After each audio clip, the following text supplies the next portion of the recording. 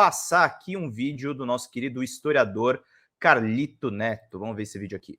Vou falar com vocês sobre como a oposição está, de certo modo, sufocando o governo em relação a convites exagerados a membros do governo Lula e que basicamente tem como função impedir que pessoas ligadas ao governo trabalhem. Ontem, por exemplo, a gente teve 5 ministros simultaneamente, praticamente, participando de comissões do Congresso Nacional, basicamente para ouvir um monte de baboseira por parte da oposição ligada à extrema-direita bolsonarista, enquanto o país precisa, nesse momento, voltar a crescer, voltar a se organizar e voltar a ser um país. Eu quero falar aqui para você sobre algumas coisas, porque tem me chamado muita atenção a maneira ali, inclusive, que tem falhado o Padilha na articulação política, porque não está sendo difícil montar um convite ou uma abertura de CPI para a oposição contra o governo Lula, e a gente precisa debater isso aqui, porque a CPI em específico do MST, para mim, tem como foco principal um detalhe muito importante. Bora pro vídeo.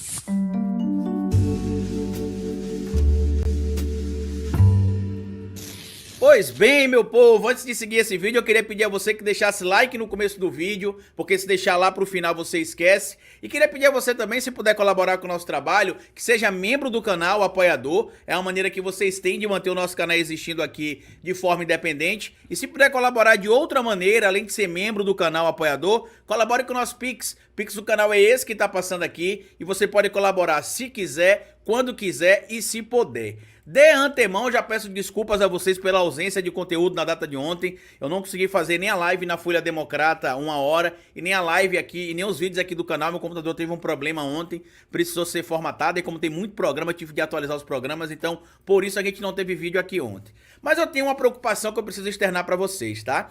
A gente tá vendo aí que a oposição ligada ao governo Bolsonaro ainda, que apesar de não ter mais mandato o Bolsonaro, tem vários membros ainda e simpatizantes dentro do Congresso Nacional, tem feito de tudo para atrapalhar o andamento do governo Lula. A gente tá vendo que o Lula tá fechando várias parcerias econômicas com vários países, fechando ali relações internacionais, voltando a ter o protagonismo no cenário internacional, inclusive no cenário da diplomacia, mas como muita gente já percebeu, o trabalho da oposição é atrapalhar qualquer coisa que tem o nome do governo em cima. Esse papinho de que a oposição critica aquilo que eles acham que deve criticar é só da boca pra fora. Na prática, o que a gente tem conseguido ver diariamente é que o trabalho, entre aspas, feito pela oposição ao governo Lula é basicamente para atrapalhar qualquer coisa que possa melhorar a sua vida, a minha vida, dos outros brasileiros que estão aqui. A gente viu eles reclamando, por exemplo, do retorno do Minha Casa Minha Vida, estamos vendo eles reclamando, por exemplo, também do Mais Médico, estamos vendo eles reclamando também da redução do preço dos combustíveis,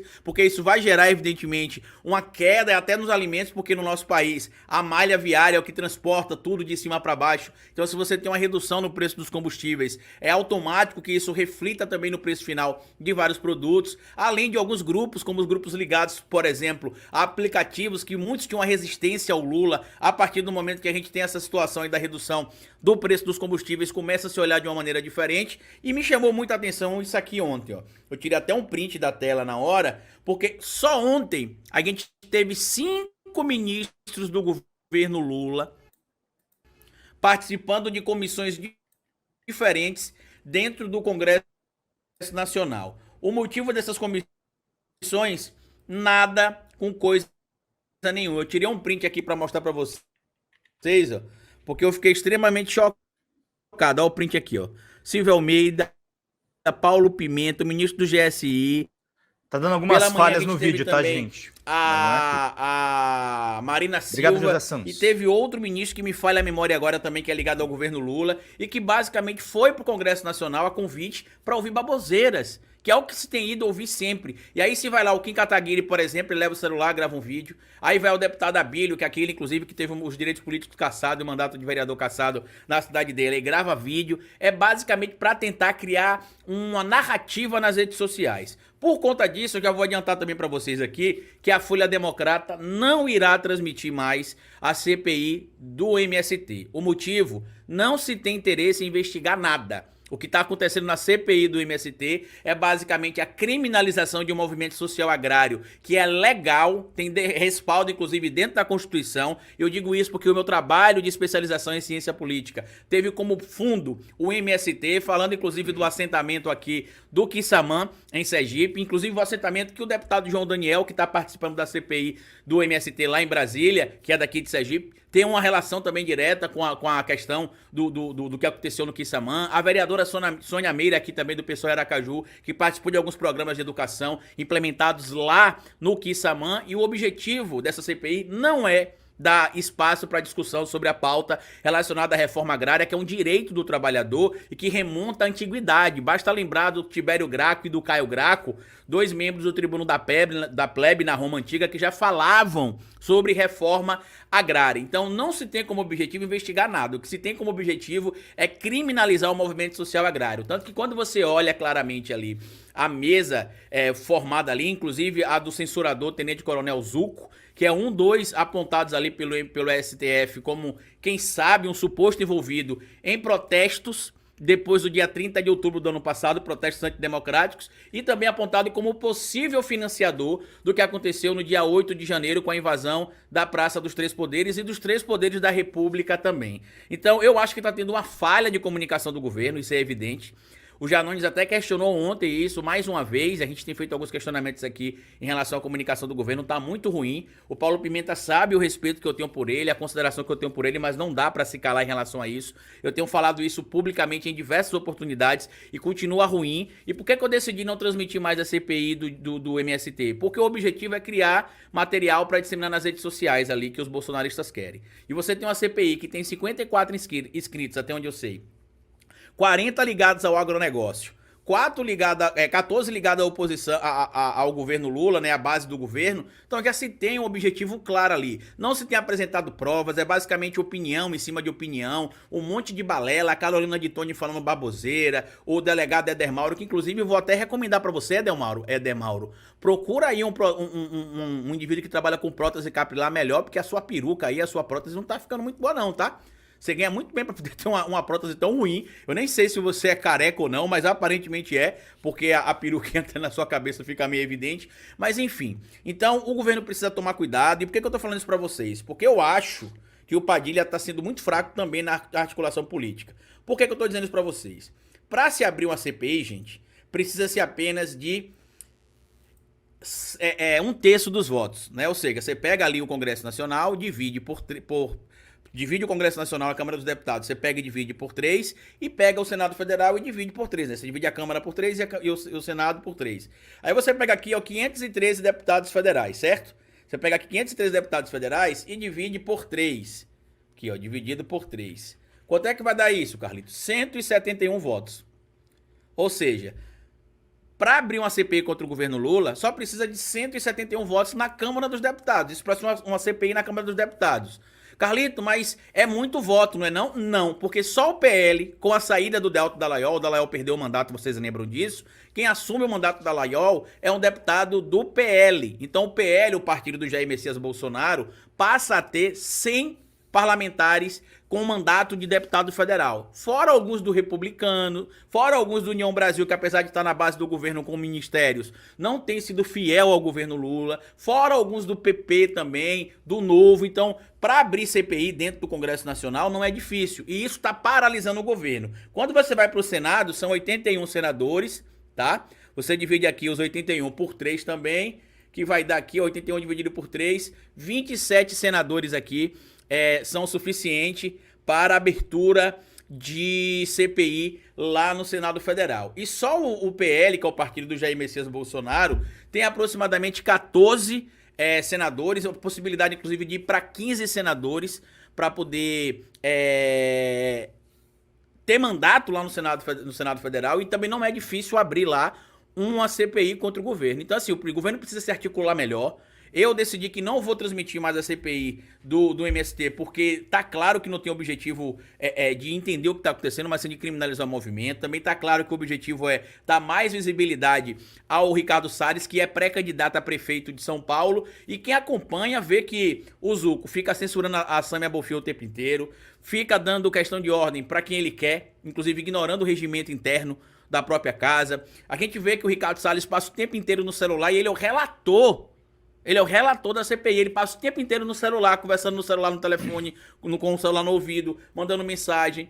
O primeiro vice-presidente, o primeiro da CPI é o Kim Kataguiri. Então não tem um objetivo claro aí de entender o que aconteceu. Lembrem vocês que o primeiro presidente, talvez, que tenha encarado essa questão da reforma agrária de uma forma a preocupar esse grupão aí, né, no passado, foi o próprio João Goulart. E o que aconteceu com o João Goulart? Foi golpeado, porque falava, inclusive um dos discursos dele inflamado, falar sobre a reforma agrária. Então reflitam sobre isso, se vocês acompanham nosso trabalho aqui. Não vamos ficar vivendo o mundo da imaginação, dizendo que tá tudo perfeito, não, que não tá. O Congresso Nacional é de direita e a maioria de direita bolsonarista.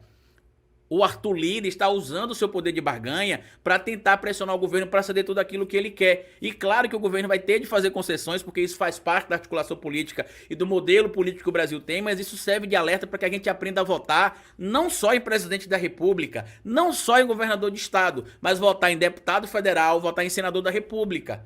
Porque o cenário não está essa maravilha como muita gente está imaginando, não. O que muita gente não consegue perceber é a força que o Lula tem na articulação política. O Padilha, com todo o respeito ao Padilha também, está fracassando, na minha opinião, miseravelmente em alguns pontos básicos, tá?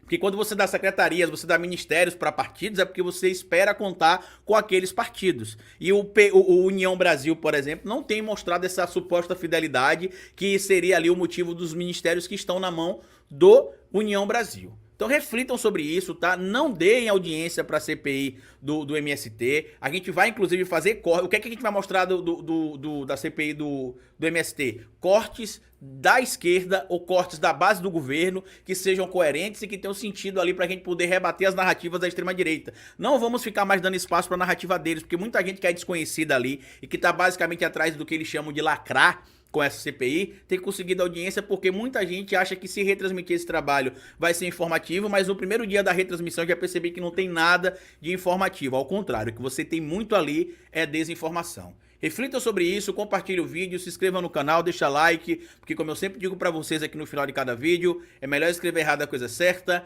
do que escrever certo a coisa errada. Até nosso próximo vídeo. Hoje eu tô aqui pra falar... Esse é o vídeo do nosso querido Carlito Neto, gente. Importante aí essa decisão de não retransmitir a CPI. A gente precisa tomar o máximo de cuidado com os conteúdos bolsonaristas. Brasil deve atualizar a sua política para o continente africano, diz o presidente Luiz Inácio Lula da Silva. O presidente se manifesta. Matéria aí acho que é da Agência Brasil também. A África é uma das regiões que mais cresce no mundo. Sua relevância no comércio global é expressiva, disse o presidente durante almoço para marcar o Dia da África, no Itamaraty. O presidente Luiz Inácio Lula da Silva afirmou nesta quinta-feira, dia 25 de maio, que o atual dinamismo da África exige que o Brasil atualize a sua política para o continente. A África é uma das regiões que mais cresce no mundo, sua relevância no comércio global é expressiva, disse ele, reafirmando o apoio do Brasil para a entrada da União Africana no G20. Segundo o presidente, a Zona Livre de Comércio Continental Africana, que entrou em vigor em 2021, é a maior do mundo, com 1,3 bilhão de pessoas e o produto interno bruto, soma de bens e serviços produzidos, de 3,4 trilhões. Já o comércio bilateral do Brasil com a África em 2022 foi 1/3 menor do que o valor de 2013, quando o fluxo chegou a quase 30 bilhões de reais. Lula participou de um almoço para marcar o Dia da África e pelo encerramento do seminário Brasil-África, relançando parcerias no Palácio do Itamaraty, em Brasília. Entre os convidados estavam ministros de Estado, parlamentares e os embaixadores encarregados dos países africanos. Ao longo de 4 dias, participantes do seminário debateram questões sobre a cooperação para o desenvolvimento, intercâmbio educacional, equidade de gênero, empreendedorismo, inclusão social, economia criativa, diversidade e desafios internacionais contemporâneos. O evento foi promovido pelo Ministério de Relações Exteriores e Fundação Alexandre de Gusmão, vinculada ao Itamaraty. A nossa relação com a África é uma política de Estado que perpassa o conjunto da sociedade brasileira. Será conduzida como prioridade pelas distintas pastas do governo, com engajamento ativo da academia, dos meios de comunicação e da sociedade civil, disse Lula, ao acrescentar que o Brasil precisa ampliar a sua presença na África de forma duradoura, com a abertura das embaixadas, centros culturais e os escritórios das instituições brasileiras como a Embrapa, a Apex, o Senai e a Fiocruz. Significa também apoiar a internacionalização de empresas brasileiras de forma a responder ao chamado africano por investimentos e gerar conhecimento, emprego e renda, destacou. O presidente citou ainda as agendas comuns e oportunidades de parceria nas questões ambientais, transição energética, comunicações, acesso à saúde e combate à fome. Combate ao racismo. Para Lula, a promoção da igualdade racial também é um eixo contínuo ligando as políticas nacionais à atuação internacional dos países. Mais uma vez, ele repudiou os ataques racistas direcionados ao atacante brasileiro Vinícius Júnior, do Real Madrid, no último domingo, dia 21 de maio, no duelo com o Valência pelo Campeonato Espanhol. Não toleramos racismo nem contra brasileiros, nem contra africanos do Brasil, disse. Vamos reassumir o protagonismo em iniciativas internacionais em favor das populações afrodescendentes, acrescentou o presidente. Lula afirmou ainda que vai propor a prorrogação da década internacional de afrodescendentes convocadas pelas Nações Unidas, a ONU. O ano de 2024 marca o fim dessa campanha. Sua implementação no Brasil foi comprometida pelo descaso das autoridades. Vamos propor a prorrogação da iniciativa na próxima Assembleia Geral em setembro, disse ele. Vaga no G20, como parte da retomada das relações internacionais. No último domingo, dia 21 de maio, durante a visita ao Japão, o presidente Lula teve uma reunião com o presidente do Comores, Azali Assoumani, atual presidente da União Africana. Na ocasião, ele anunciou o apoio do Brasil à demanda do grupo de 54 países africanos por uma vaga no G20, a exemplo da União Europeia, que é membro do grupo. Já contamos com a participação da África do Sul, mas a representatividade do grupo pode ser ampliada com o ingresso da União Africana e de outros países do continente, disse Lula.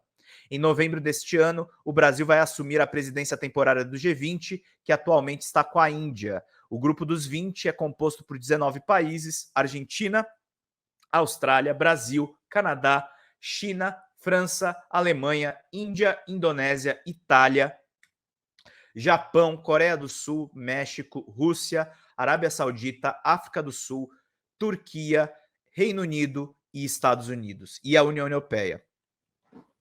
Os membros representam cerca de 85% do produto interno bruto global, mais de 75% do comércio global e cerca de 2/3 da população mundial. Ao defender a ampliação da participação de países emergentes na governança global, Lula afirmou que algo semelhante ocorre com as instituições financeiras internacionais, que não têm atendido às necessidades dos países em desenvolvimento. Muitos ainda se veem pressionados por condicionalidades e asfixiados por dívidas impagáveis.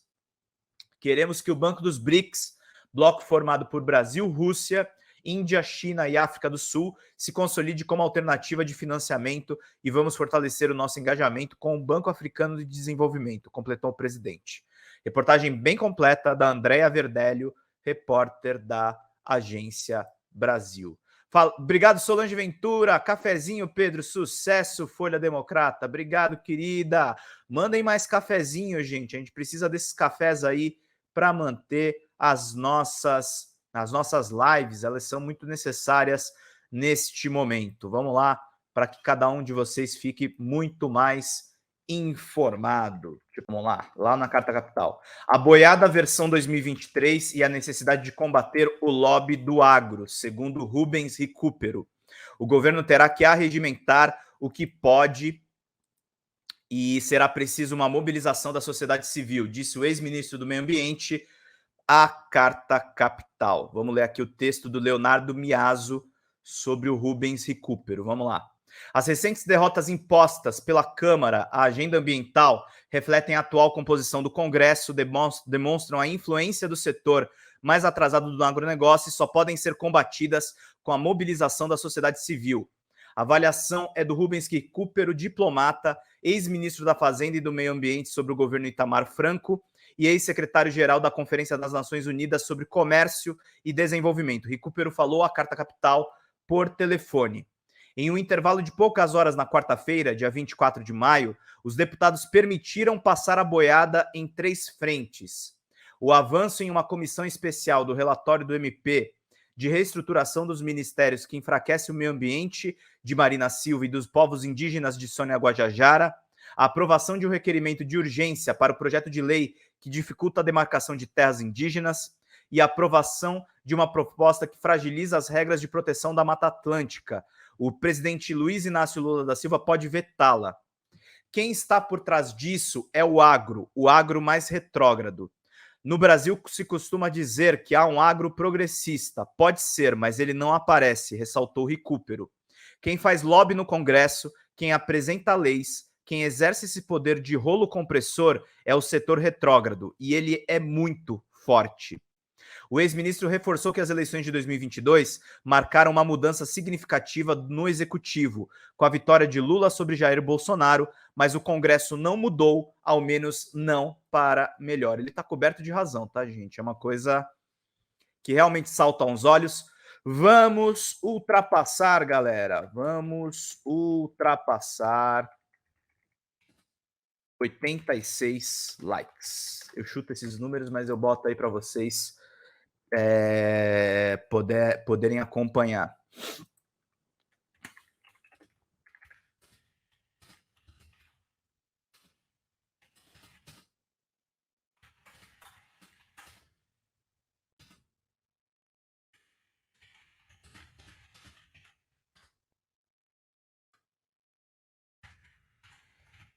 Vamos aqui o WhatsApp. A legislação eleitoral permite essa distorção. Os postos de deputados e senadores são capturados por interesses organizados e não refletem a posição da opinião pública, avalia Recupero. Todas as pesquisas de opinião mostram uma maioria esmagadora em favor da defesa da Amazônia, mas os deputados e senadores não refletem isso porque são eleitos por essas facilidades de uma lei eleitoral que favorece quem já está no poder. Aquele negócio de passar a boiada do Ricardo Salles agora está passando com apoio dessa maioria que tem na Câmara. A gestão Lula vive um impasse diretamente ligado à distorção de um país que elegeu um presidente de esquerda e, ao mesmo tempo, que formou o parlamento mais direitista que se tem memória. E a exemplo do que mostrou a MP da reforma ministerial, deputados e senadores podem aplicar golpes de morte contra as políticas projetadas por Marina e Guajajara. O governo terá que arregimentar o que pode e, inclusive, vai ser preciso uma mobilização da sociedade civil, resume Rubens Recupero. Vão ter que se mobilizar todos os setores, inclusive esses setores do agro que dizem que existe, que nunca vi, que são mais esclarecidos. E vai haver uma luta constante, porque o perigo não é apenas essa estrutura do Ministério do Meio Ambiente. Há muita coisa sendo travada e projetos de lei que representam retrocessos ambientais. As mudanças práticas no longo prazo, diz o diplomata, passam por compreender o que o Congresso tem servido aos interesses dos ruralistas. E aí é preciso fazer uma pressão sobre esse setor, inclusive fazendo ver o perigo que haja sanções às exportações brasileiras, como a lei europeia já torna possível. Temos essa situação por uma razão muito clara. A única forma de agir é agir sobre as causas desse problema. E as causas têm um nome muito claro: o lobby ruralista no Congresso. Bem interessante essas colocações aqui e, sobretudo, esse agro moderno. Eu me lembro muito bem que quem fala disso é a Simone Tebet, né? Mas aparentemente não tem agro moderno, né? A gente vê, na verdade, o agro do atraso. A gente vê o agro do passado. A gente vê o agro que elegeu o Bolsonaro. É esse agro que a gente está vendo. No Congresso, uma continuação do governo Bolsonaro por outras vias. É bem preocupante isso, gente. É bem preocupante. É uma coisa que é bem bizarro mesmo para todo mundo entrar. Espera só um pouquinho. É uma coisa que realmente nos ferra. Que são as medidas anunciadas para reduzir os preços de carros novos no país. E tem uma fala do vice Geraldo Alckmin. Vamos acompanhar aí todo mundo, para todo mundo ficar muito bem informado. O governo federal anunciou nesta quinta-feira, dia 25 de maio, um conjunto de medidas para reduzir o preço de carros novos no país. O anúncio foi feito pelo vice-presidente e ministro do Desenvolvimento, Indústria e Comércio, Geraldo Alckmin, após reunião com o presidente Luiz Inácio Lula da Silva e os ministros da Fazenda e da Fernando Haddad e Rui Costa, além de representantes do setor automobilístico e centrais sindicais. A principal medida é a redução do imposto sobre produtos industrializados e do PIS e COFINS sobre veículos que custam atualmente até R$120 mil. O governo ainda deve anunciar as faixas de redução, mas em relação ao preço final para o consumidor, as reduções vão variar entre 1,5% e 10,79%. A princípio, quanto mais barato for o valor do carro, maior será o percentual da redução.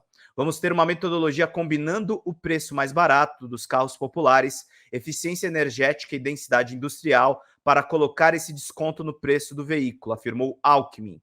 Outro valor a ser considerado para a redução é o percentual das peças produzidas no Brasil para a fabricação dos carros.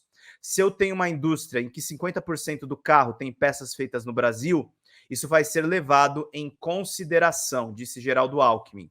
Além disso, as reduções serão muito mais robustas para carros com baixa emissão de poluentes, levando em conta, segundo o vice-presidente, a eficiência energética. Em relação à indústria automobilística, o Banco Nacional de Desenvolvimento Econômico e Sustentável vai destinar R$4 bilhões para financiamentos em dólar para empresas voltadas à exportação. O objetivo, segundo o governo, é assegurar maior proteção cambial. Outra medida será a adoção da taxa referencial como a taxa de juros para projetos de pesquisa e inovação na indústria. Queda no consumo de carros e patamar da indústria automobilística. Nos últimos meses, o governo federal vem debatendo o que pode ser feito para estimular o mercado de carros no país. A noção do carro popular, presente, por exemplo, nos primeiros mandatos de Lula, perdeu força. Atualmente, os veículos novos mais baratos são vendidos por mais de R$60 mil. No início de maio, o presidente criticou os preços. Qual pobre pode comprar um carro popular por R$90 mil? No setor automobilístico brasileiro, há problemas de consumo e de produção. Por um conjunto de fatores econômicos, renda média da população a níveis do acesso ao crédito, por exemplo, o financiamento era tradicionalmente o meio mais comum para que a população tivesse acesso ao carro. Naquele que foi um dos picos da indústria brasileira em 2011, quase 70% dos carros produzidos no país foram adquiridos por meio de financiamento. Em 2022, o índice caiu para menos de 40%. Pesa também o aumento da taxa Selic, atualmente em 13,75% ao ano, situação que, na prática, privilegia a parcela da população que pode comprar um carro novo à vista.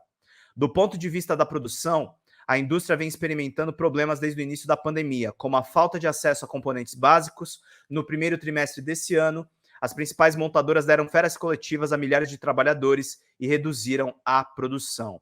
Sob o aspecto estritamente econômico, a ideia do governo é criar uma via dupla de benefícios para produtores e consumidores. Nesta quinta-feira, o presidente da Associação Nacional de Fabricantes de Veículos Automotores, Márcio de Lima Leite, afirmou que o pacote do governo faz com que seja muito possível que carros novos voltem a custar menos de R$60 mil.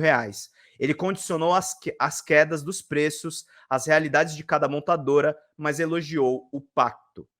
Por outro lado, a ideia de estimular o consumo de carro não é unânime, especialmente entre organizações que defendem o aprimoramento da mobilidade urbana e a pauta da sustentabilidade. A coalizão Mobilidade 000, formada por entidades como o Instituto Brasileiro de Defesa do Consumidor e Instituto de Políticas de Transporte e Desenvolvimento, divulgou uma nota em que critica as medidas de estímulo que, segundo o grupo, representam um retrocesso.